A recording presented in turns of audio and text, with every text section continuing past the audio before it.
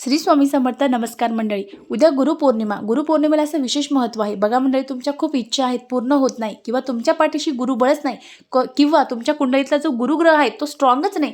गुरुग्रह जर स्ट्रॉंग नसेल तर तुम्हाला मान, सन्मान, प्रतिष्ठा, नोकरी, त्यासोबतच जे प्रमोशन असतं ते मिळतच नाही. या सर्व गोष्टी येतात. त्यासाठीच उद्या गुरुबळ आपल्या पाठीशी असणं खूप महत्त्वाचं आहे. त्यासाठीच उद्या आपल्याला अंघोळ करताना पाण्यामध्ये चिमूटभर हळद टाकायची आहे आणि त्यासोबतच अंघोळ झाल्यानंतर तुमच्याकडे जेही पिवळ्या कलरचे वस्त्र आहेत, नवे असतील किंवा जेही जुने असतील तेही चालतील, पण स्वच्छ धुतलेले असावे, ते परिधान करायचं आहे. असं केल्याने तुमच्या कुंडलीतला गुरुग्रह स्ट्रॉंग होईल. तुमच्या ज्याही इच्छा आहेत, मनोकामना आहेत, त्यासुद्धा पूर्ण होतील आणि त्यासोबतच तुमची नोकरी, मान, प्रतिष्ठा, सन्मान तुम्हाला याच्यामध्ये समाजामध्ये भेटणार आहे. उपाय अगदी साधा सोपा आहे, निश्चित करायचा आहे. शक्य झालं तर तुमचे जेही गुरु आहे त्याचं नामस्मरण तुम्हाला उद्या न विसरता करायचं आहे. श्री स्वामी समर्थ.